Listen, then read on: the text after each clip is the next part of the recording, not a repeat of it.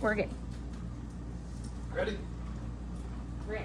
So, Matt Truck, owner of Kentucky Diesel Specialist. We started at Kentucky Diesel back in January 1st, 2018. I graduated high school in 2011. And I can say that a lot of things have changed, for sure. I don't remember the classrooms being this, advanced. I remember it more of a dark, dull room, just gray walls, and not all the popular items that were on the walls. But you went here, didn't you? Yeah. Did you go to Anderson? Yeah, I've got Jacob, a little did you? bit like you are allowed to wear hats and ear Oh. pods. There's no. There's dress code. Yeah, They're allowed to wear pajama pants. yeah. But lots changed for sure. Lots changed. It's the first time I've been in this building since 2011. I think I'll go over this today with you all. Not the best public speaker, but here to try. We're gonna talk to you all about the diesel industry. So kind of what is a diesel technician? Basically we fix diesel trucks. We specialize in the Cummins, the Power Strokes, and the Duramaxes. A diesel engine is an internal combustion engine which air is compressed to a sufficiently high temperature to ignite diesel fuel injected into the cylinder. For combustion and expansion, actuate a piston and converts to chemical energy stored in the fuel into mechanical energy, which can be used to power freight trucks, large tractors, locomotives, and marine vessels. Pretty much everything that moves this country is ran on diesel fuel. Whether it's, milk, bread, chickens, cows, going to, from the farm to the slaughterhouse to the manufacturer, it's moved by diesel. Okay, you wanna do that one? So the way most common diesel engines work is they're all a 4-stroke engine, and the 4-stroke, starting with this far left one here, is an intake stroke. It's the air mixture is drawn into the cylinder when the exhaust valve is closed, and then you have the compression stroke, and the intake valve is closed, and the piston travels back up the cylinder, compressing the fuel and air mixture. And then you have the power stroke, which is when the heat's created by the compression ignites the fuel, creating exhaust gases, and it forces the piston back down. And then you have your exhaust stroke, which is when the exhaust valve is open and the piston travels up, forcing the exhaust out. That's what it pretty much does, force the air out the other side. That's what causes all the smoke and stuff, and that stuff doesn't combust all the way. But there's the examples of it over there. This would be the intake stroke. This is where it sucks the air in. This is your compression stroke, where the piston comes up, compresses the air. Then this is the power stroke. This is where your fuel injector is. Your fuel injector would atomize the fuel down into the cylinder. It would ignite, be like a little explosion, and it would force the piston back down. And then this valve would open up, allowing the exhaust gases to go outside the valve and into the turbo or exhaust manifold, wherever it might be going. Somebody know the difference between a diesel versus a gas? Diesels don't have spark plugs. Correct. Yeah. Correct. Yeah, all your gas engines have spark plugs. Diesels do not have spark plugs. They run strictly off heat and compression.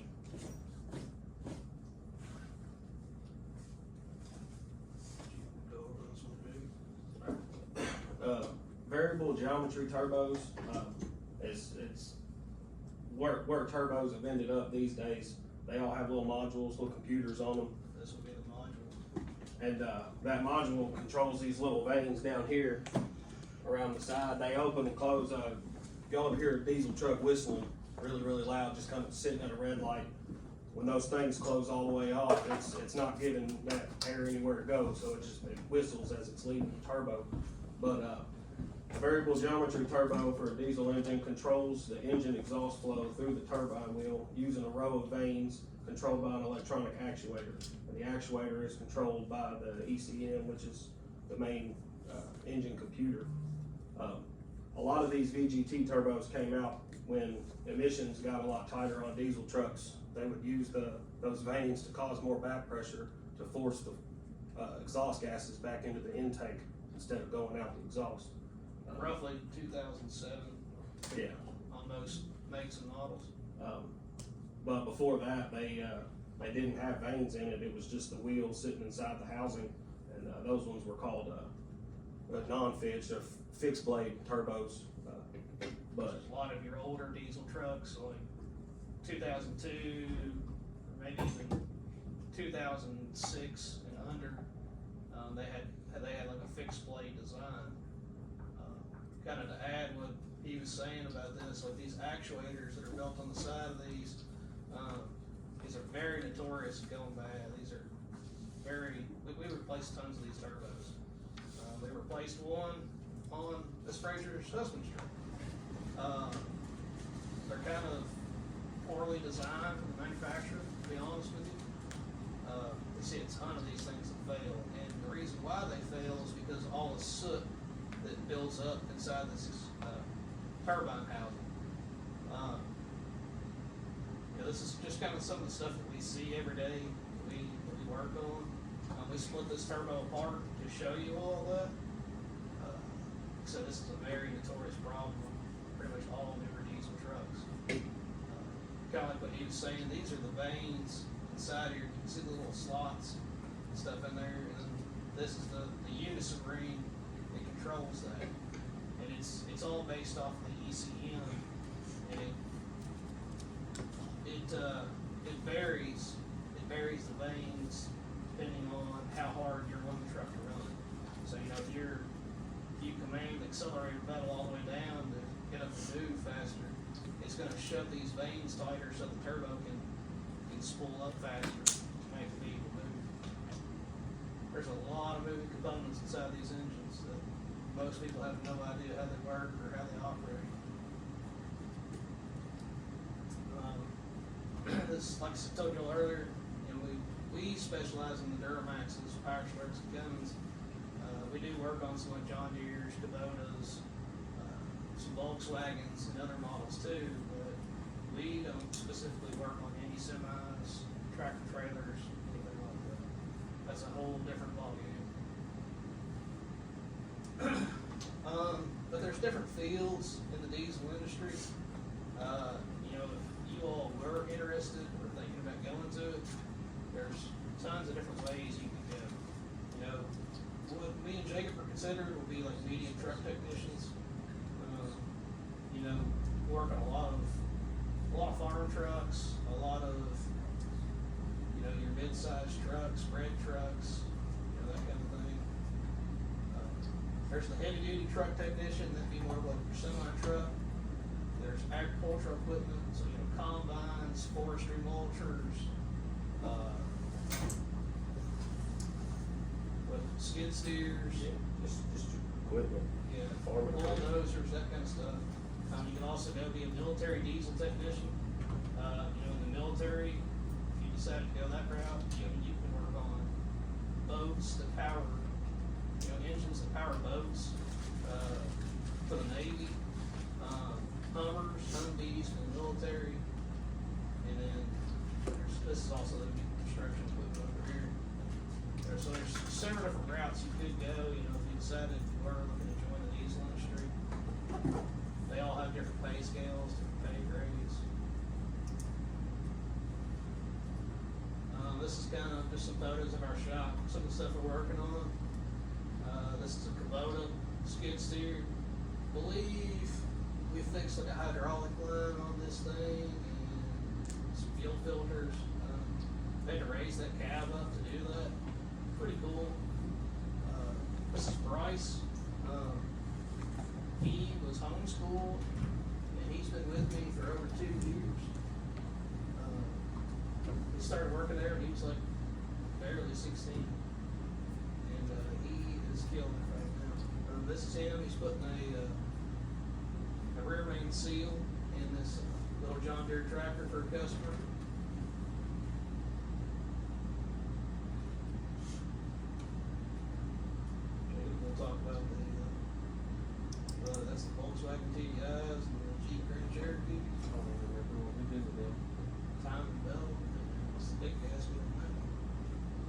we don't just work on the big three. I mean, Jeep and obviously I see Volkswagen. Volkswagen's a big manufacturer of diesel engines for cars. But we work on Mercedes stuff. These Jeeps have those 3-liter eco diesels in them that they put in half-ton Rams.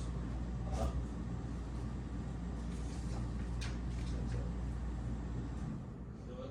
I was just looking at that Volkswagen over there. I think that was on how the wire issue. Yeah. This is a pretty cool little project we got to work on for the customer's truck. This is a Jeep, a little Jeep Wrangler, and it had a Cummins in it. Got a little 4BT Cummins that somebody put in there. We pulled the injection pump off of it, sent it out to be rebuilt. Thing was super cool to drive. Bet. Super cool. Yeah, they built it as a rock crawler, so it was a little unsteady on the highway, but it was a lot of fun. But you get trucks or vehicles like this every so often. I don't know. It's cool to drive it. It's cool to work on it. It definitely makes for a fun day when you get to go drive one. This is our 4-post lift inside the shop. This thing's rated for 14,000 pounds. It can pick up pretty much any diesel truck out there. We lift them up in the air, pull transmissions out, transfer cases, whatever the case might be. Anybody got any questions or anything? Yeah. How was it like working on your first diesel engine? What is it? How was it like working on your first diesel engine? It's a love-hate relationship. Let me be honest with you. It's not easy, man. This is not an easy career. This is not your typical factory job where you're gonna stand there and do the same thing repetitively all day. It's not like a cashier job, Walmart or Kroger, where you're going to get carts and bringing them back, or bagging groceries or anything like that. It's every day is different. There's a lot of cuss words. There's a lot of fighting, to get bolts in and out. That kind of stuff. What's up, man? What's been your favorite project so far? It's been my favorite what? Project so far. Project? I'd say this was one of them, this Jeep, just because it sounded so cool. It was just so fun to drive. I don't know, we got a lot of projects, and I think maybe this next, there's another slideshow here that shows one of the cab up we have on the truck. But yeah, that's kind of the gist of it. Like I said, it's every day is different. You're not going to be doing the same thing every day. It's a field that's very demanding, and in my opinion, it's a dying trade. Another 20 years from now, a lot of the older diesel technicians will be out, they'll be retired, and there's not going to be very many new people getting into this industry. And like I said earlier, literally the entire world runs on diesel fuel, and equipment gets moved to, like I said, chickens, cows, everything you can possibly think of is moved by some type of diesel train, boat, semi, of some sort. What's the average salary, of a diesel technician? This is just rough numbers that I've pulled from Google. Honestly, I don't really think that this is accurate, to be 100% with you. Rough pay scale is $24.55 in Kentucky. Higher scale in Kentucky would be $33. Your lower end scale, somebody just starting out, $12. Like I said, this is really not a good, accurate description. You can easily make 6 figures a year if you're very good. You can come in, you can do the jobs, do them well, but little supervision and no comebacks, you can easily make really good money. That's for any diesel trade, whether it's, like I said, marine, semis, pickup trucks. how long you have to go to school to be a diesel technician? You don't have to. I did graduate out of this high school back in 2011. I personally went to school. I went to Nashville Automotive Diesel College. I was there for 15 months total, I believe.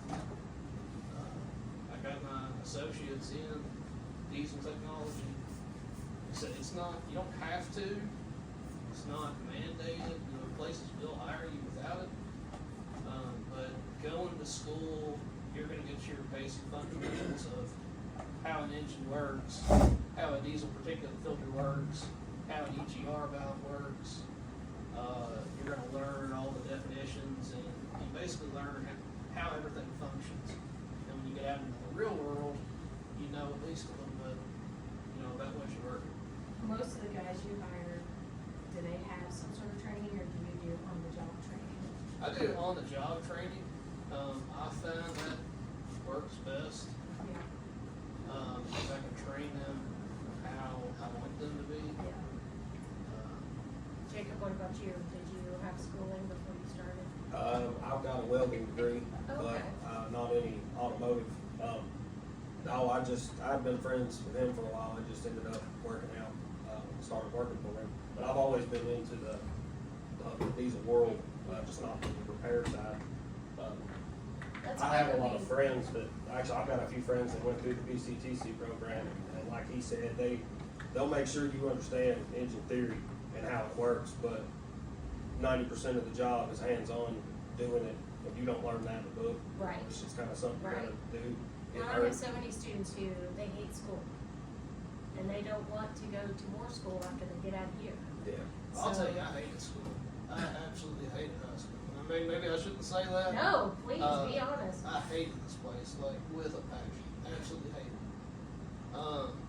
Whenever I went out and I went to Nashville Automotive Diesel College, loved it. Totally different world. Totally different experience.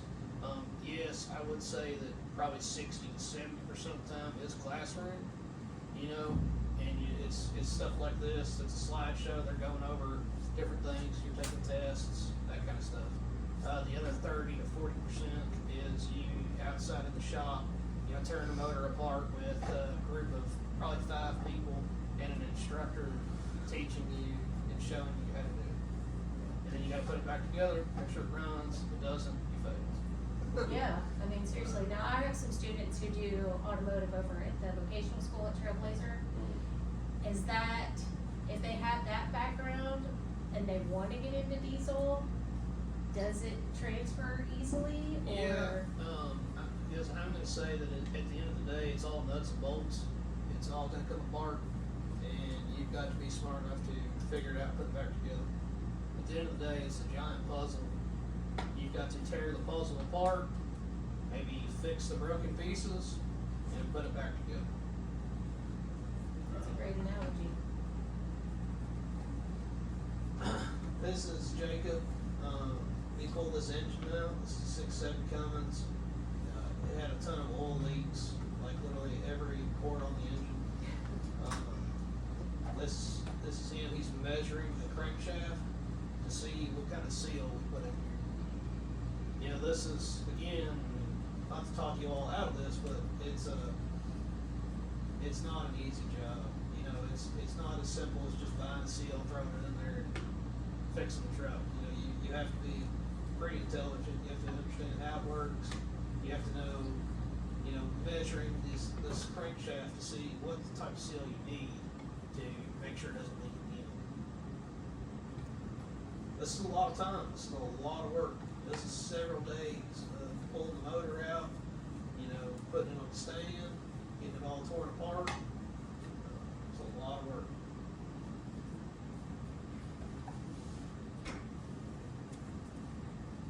Kind of go over this one. Yeah,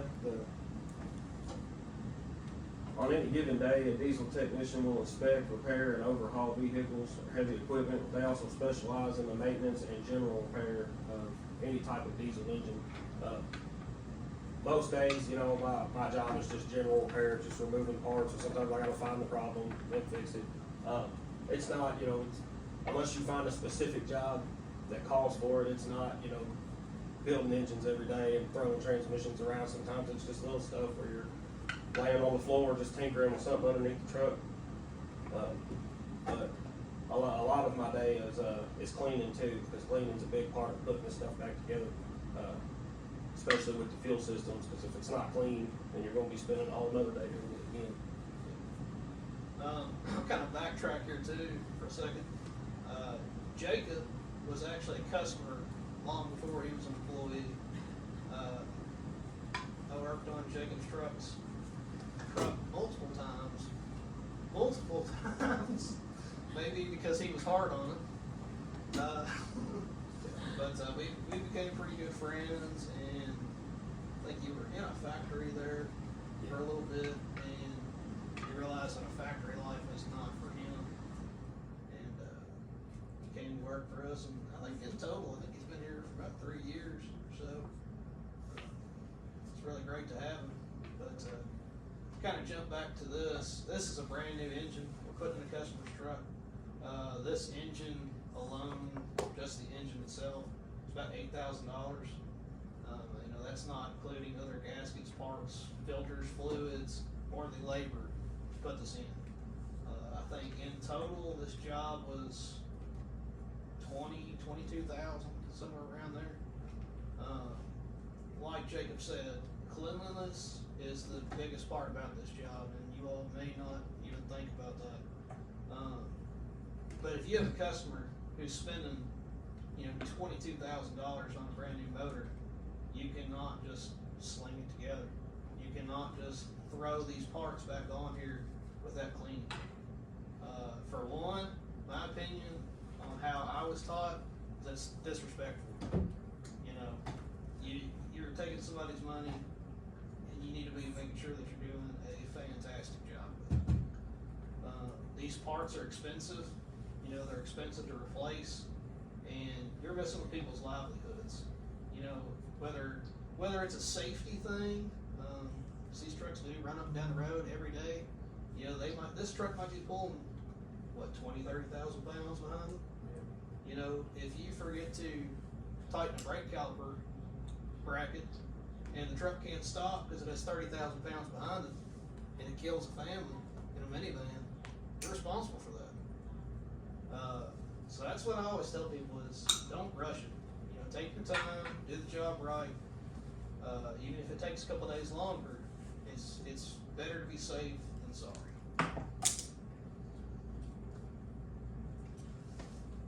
This is some of the electrical repairs.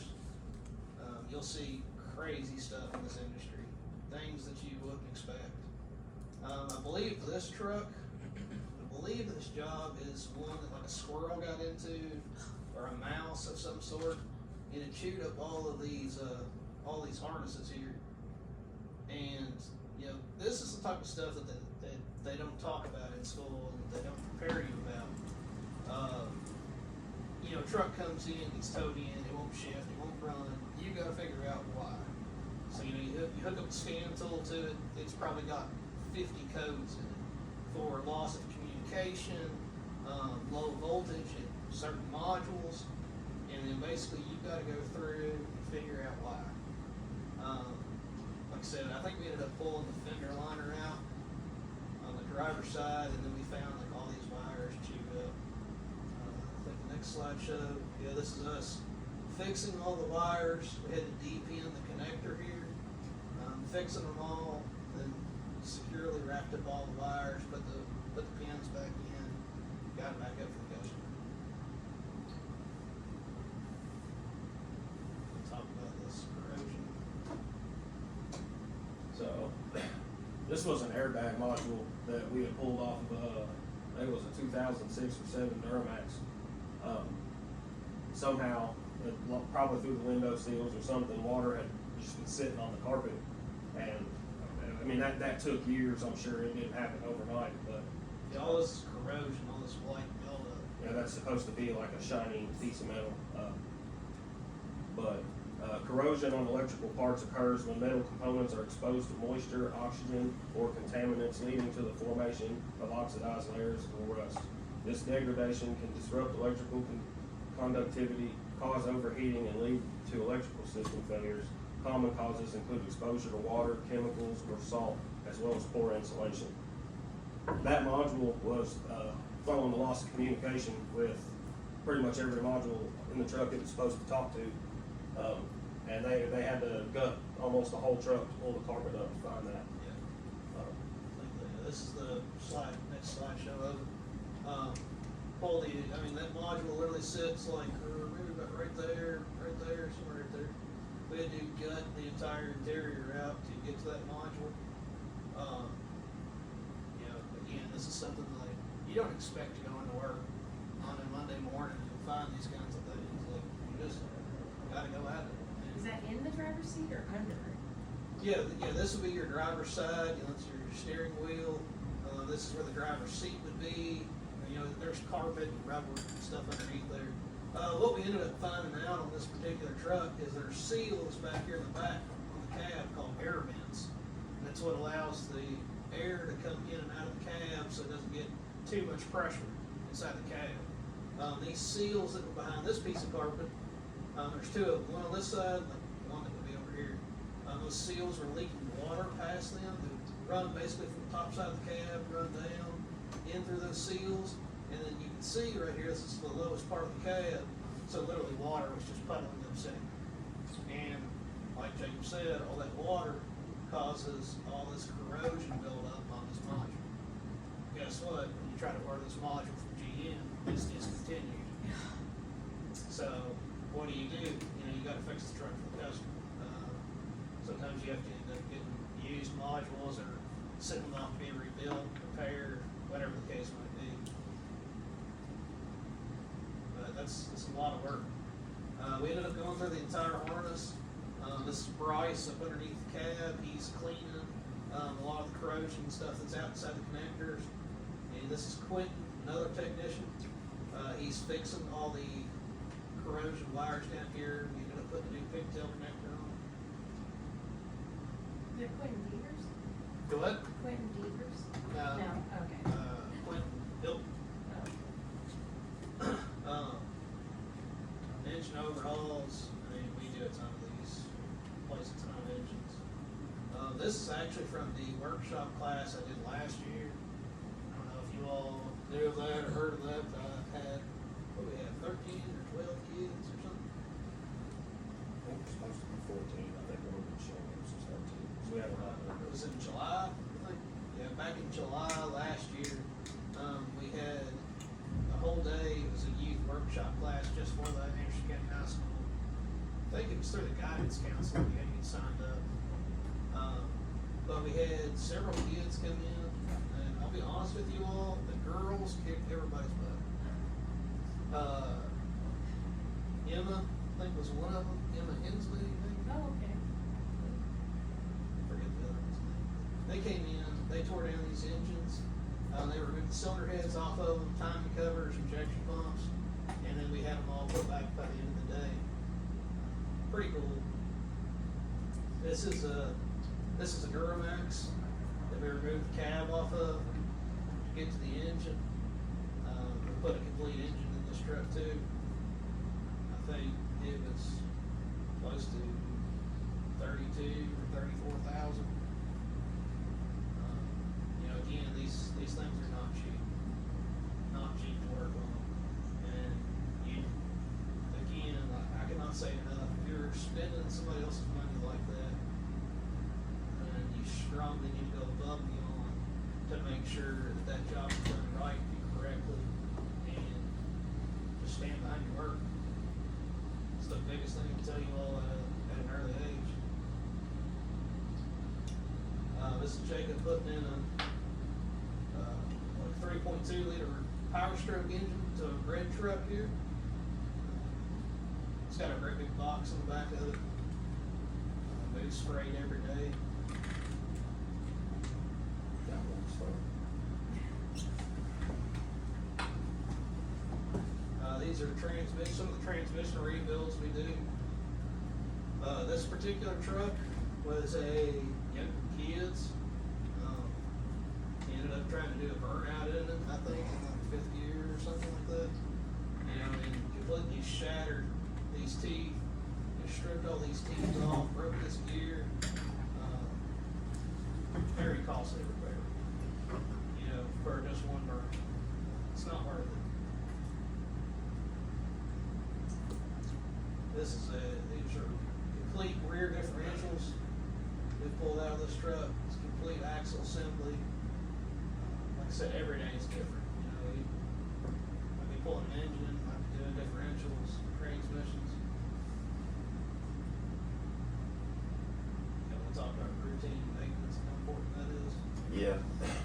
This is something a lot of people, I feel like, don't, they don't put as much thought into it as they should. I will say part of the reason that they don't is, the old 7.3 Power Strokes, I think they run from 94 to 03. You were supposed to change the oil in them every 5,000 miles. A lot of people didn't. A lot of people didn't keep up with maintenance on them, but those trucks would just run. They didn't really make enough power to brake. But these newer trucks, like this is I think that's a 2019.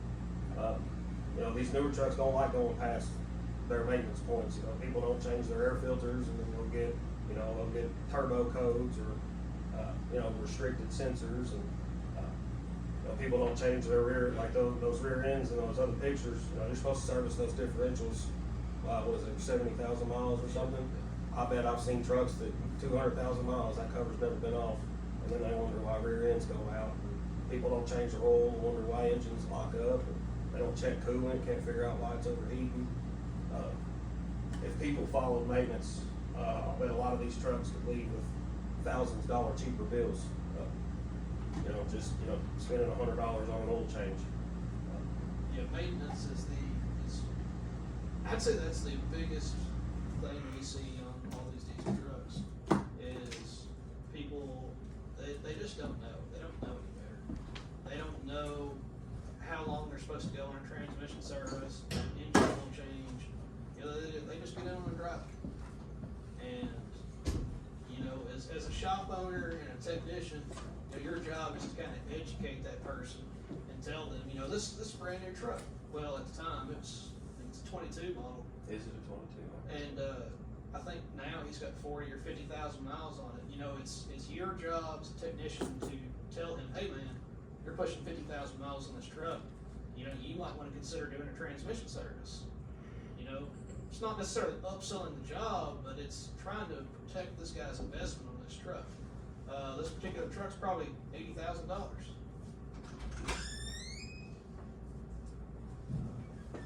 This is just another little piece of equipment we got to work on. This is a wood chipper. Got a little, yeah, I think it's a little Cummins that's down inside there.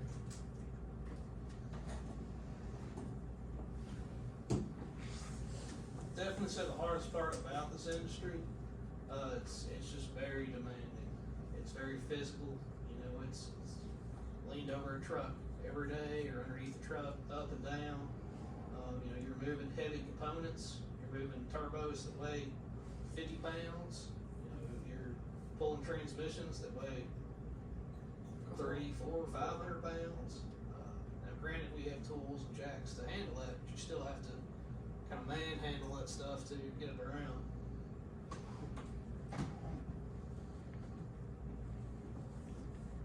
Might be I'll put some little video. Is it one point? That's a great question. Is there sound? Cause my sound might not be too good. Try to play with there. Where is it? We may not be smart enough to figure out how you play that.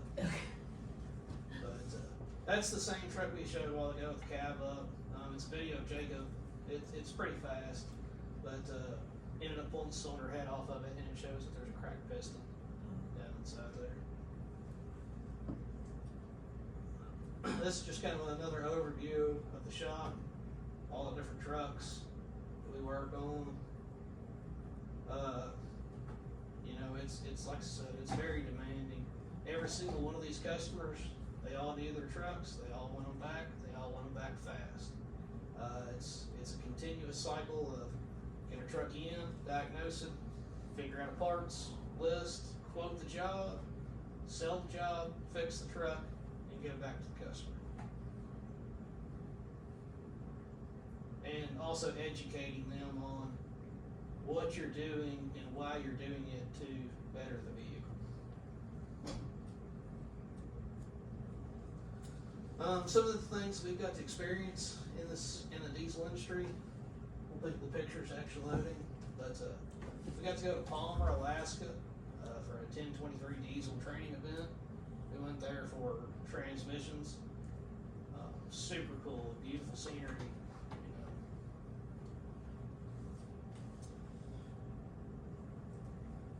guess there's the video of it. I was in a video too. Yeah. Okay, that's all I didn't know. They haven't uploaded it from our TikTok. We went to Pennsylvania last year as well, to Stauffer Diesel. Learned about the North Industrial engines. These are engines that might be in skid steers, high lift machines, little compact bulldozers, different things like that. Are any questions? I know you guys have questions, you want those? What's easier to work on, Cummins, Duramax, or Powertrain? Comments? Yeah, Cummins. Cummins. It's just a lot easier. Yep, How often do you run into like the discontinued items problem? a lot. Depends on what it is too. I'd say weekly, especially the older the truck is, the more often items are discontinued. And you have to find aftermarket parts, or even on some of the newer trucks, a lot of the parts are back ordered, especially during COVID, 2019? 2020, yeah. 2020.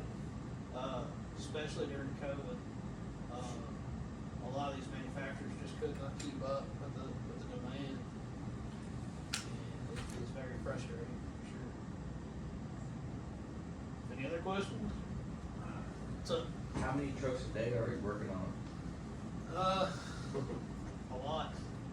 There's what, how many, there's 5 of us there? Yeah. There's 5 of us there every day.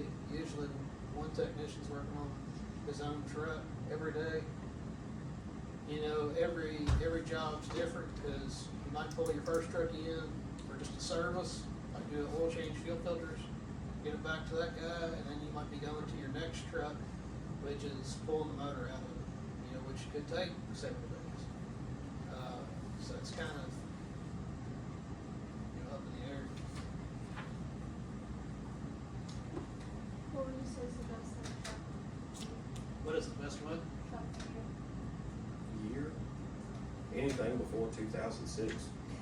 Before? Anything before, because they're just a lot easier. You don't have all the electrical communication issues and all the emission stuff. Didn't get real heavy until 07, so. That was one of the things my husband kept saying, I knew we should have bought something before the 07s. Yeah, I mean, that's a loaded question too, because, the older the truck, the more problems they have, and the harder they are to find parts, but at the same time, they're also cheaper to work on. These newer trucks, they are just so expensive. So many different electronics, modules, there's constant communication that, like I said, you all probably don't even think that an engine control module is talking to a transmission control module, it's talking to an ABS module, it's talking to an airbag module, those systems are constantly talking back and forth on whether there's an issue, or maybe that's why you get a check engine light pop up. There's literally thousands of sensors and codes that could come up. Any more questions? That's it?